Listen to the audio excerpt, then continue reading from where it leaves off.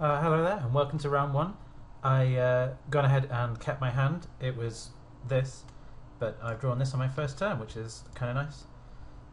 Nice aggressive curve, definitely not mulliganing this. I got Doom Traveller into Hamlet Captain into Chapel Geese, so you know, nice and aggressive. My opponent won the die roll, unfortunately. You may notice I'm down to 23 minutes 38. That's probably about as low as I normally get during a match of Magic Online because I'm quite quick with my stuff, but it was taking a while for the file to save for the draft, and I felt obliged to begin the match. So he has made a Cobbled Wings, which affects the board precisely 0 amount. That's one turn too late, but whatever. We'll make the Hamlet Captain and then attack in for one. I prefer to cast my creatures before attacking when my opponent is tapped out, so that I can pass the turn in, say, valuable seconds. Blue-black. What have we got here? Armored Scab. Or I don't know, maybe the 3-1. Whatever, do your worst. And he has nothing. Interesting, interesting. There's not really any flash creatures in those colours, so I'm just going to beat in for 4. Always yield and save valuable seconds. 4 is a nice amount of damage. I'll make a flyer because that's quite good.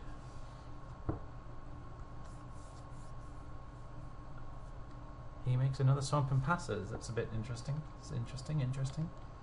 I'll attack for 6, and my choice really here is between the Viper and the Pilgrim. I can't really see myself needing 4 mana next turn because this is the only card I have. Actually, maybe I can. Am I talking my way out of it? There's a human too. That's fine, yeah. I was considering between the Pilgrim and the Viper. But if I do need to cast Smite the Monstrous next turn, I want to be able to.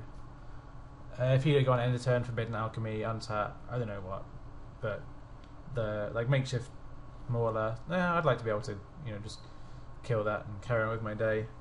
So I've had my aggressive curve, 1-drop, 2-drop, 3-drop, 1-drop, and he's done nothing. So yeah, conceded the game. Well, thanks. Going to sideboarding, I have seen 1 artifact from him. So I am not sideboarding. I'll just submit and carry on. That was yeah, gotta love free wins. So yeah, I mean, maybe he'll feel like he got unlucky, and he probably kept a bad hand, to be fair. But if your opposing deck goes 1-drop, 2-drop, 3-drop, 1-drop, then you have to have a reasonable defensive hand in order to not just die. I know a lot of people complain that they got screwed or flooded when actually they drew reasonably, but their opponent killed them so quickly that there's really a problem of keeping their opening hand. If you don't keep a hand that can survive the initial onslaught, then you really have no one to blame but yourself. I'm quite a fan of mulliganing, not just for the sake of it, but because I want to be able to play a game of Magic, really. I'll just pause this because he's not turning up. And he's finally come back, and this hand is fine. I mean, I got a bunch of 2-mana spells. Hopefully I draw a Pilgrim on the first turn, that would be nice. But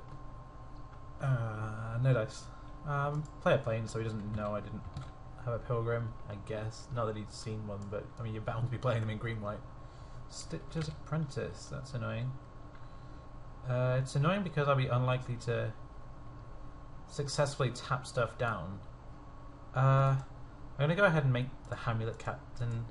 I mean, if he passes his turn in order to make a blocker, the cost of the Apprentice, I'm happy to trade my 2-drop for that. So that's really not what's going on here. Although, actually, having said that, wait, where those planes come from? I thought he was blue-black. If he's going to have mana problems, then maybe I don't want to let him just tempo me out, especially with this Travel Preparations. I'd rather just make my geese, and then next turn I can make a creature and Travel Preparations. If I next turn I make Priest and Preparations, then I'm really in a strong way. Plus, by not allowing him to use his mana there, I'm wasting his whole turn, and he gets to make a land drop, but basically time walking is a good thing. In Limited, it's not the absolute case that whoever uses the most mana as quickly as possible wins, but it tends to be that people who win are the ones who use their mana very quickly.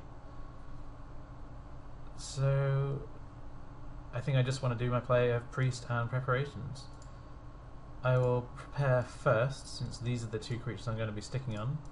This way he cannot double block. I wouldn't really want to trade Hamlet Captain just for Chapelgeist, just as before. But now, I mean, he can block with the crab, and that's fine. But it's not getting him that. You know, it's not the case that I'm just trading Captain for Stitcher's Apprentice. And I get in 3 damage with the Geist, which is nice. One nice thing about travel preparations being the flashback on green-white is that you get them late for green-white decks, but also you have situations like this where I cast it that turn and I use up these 2 mana. I only had 2 planes left, but next turn I can use up these 2 planes, and even if I I drew a forest anyway. But yeah, even if I don't draw another green mana, I get to use up my white mana to cast it, which is a good thing. So I get to attack in for some now. Hopefully he doesn't... Oh no! Feeling of dread. Whatever. I'll just cast 2 more guys. So yeah, he's using up his spells just to tempo me out, but I mean, Feeling of Dread doesn't do anything against 4 creatures. So what does he have for me? And I've got, you know, it looks like I'm low on cards, but I have the Cathar in hand. I have the travel preparations in my graveyard. Obviously, you know, priest, something to do with my mana. You know, if it makes an enchantment, I have something there. It's really not that a massive a deal for me. So this is interesting. I mean, he's made Throbbing Sentry, and he's kept up Stitcher's Apprentice and 2 mana. So what I could do is I could tap the Apprentice with the priest and see if he wants to use up. I mean, what I'm getting at here is I don't want to let him sacrifice a creature, turn the sentry into a 5/4, and just waste my time. So what I can do, I don't want to run the Ambush Viper just into the Fortress Crab. So what I can do is I want to attack in before blocks. I don't know, because he's got that Feeling of Dread. This is really annoying. I think I may just attack in for 3 with the Geist and make the... I don't know. I don't want to lose the Ambush Viper to just a Fortress Crab. If I do that, I want him to have turned it into a creature via the Stitcher's Apprentice. So I'm going to make the Chapelgeist bigger with the travel preparations, but I'm also going to make my Viper bigger because I don't want to just trade with the Fortress Crab. I'm doing this before combat because I'm about to attack with the Chapelgeist. If he flashes back his Feeling of Dread, then whatever. But I'm not just running into a 5/4 Throbbing Sentry.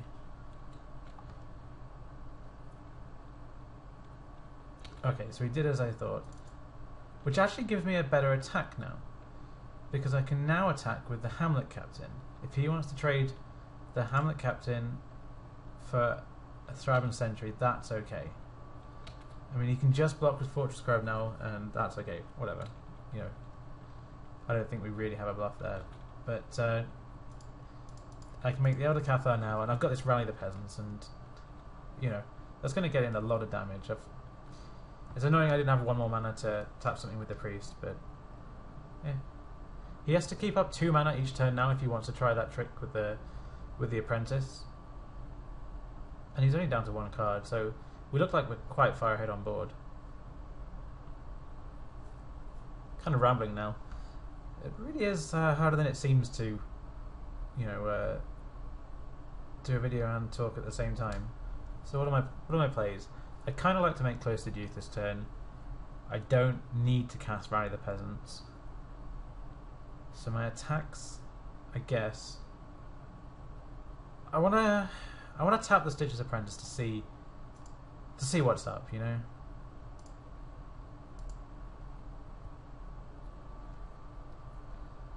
Force him to make this Throbbing Sentry play now. I just realised he could have just sacked the Monculus himself, and that would have triggered the Sentry. That's a bit awkward, but at least he didn't see it. So yeah, so he still thinks he's got enough blockers, and now I can attack with the Cathar becomes a 3/3. That's not good enough. I guess I can attack with my Flyer and my Viper, and then make the Youth What if I attack with more? I can rally the peasants, but that doesn't get in loads of damage. I guess it's a massive trade, and that's probably good for me. I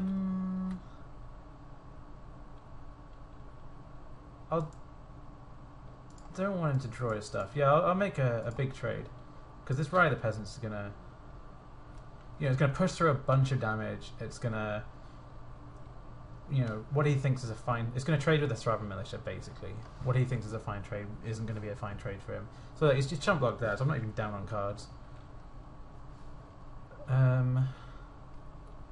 So yeah, I get in 4 damage on him. I leave him with just a Fortress Crab. There's no way this can be a bad thing. Pow! Yeah, take some damage. So yeah. I think I'm winning this one. Murder! There's been a murder! Well, that's a little annoying, but I can just tap that and get in 6 damage. I mean, you never really like tapping on your turn, but I'm getting in such damages that it's fine. I'll make the Unruly Mob first. I don't think he's got a trick, but it just makes sense. I wish I'd had that mob last turn. I could have made a massive guy. Or just the mob and the cloistered youth, and then draw on the rally the peasants. So yeah, get in a bunch of damage, make more guys. Rah.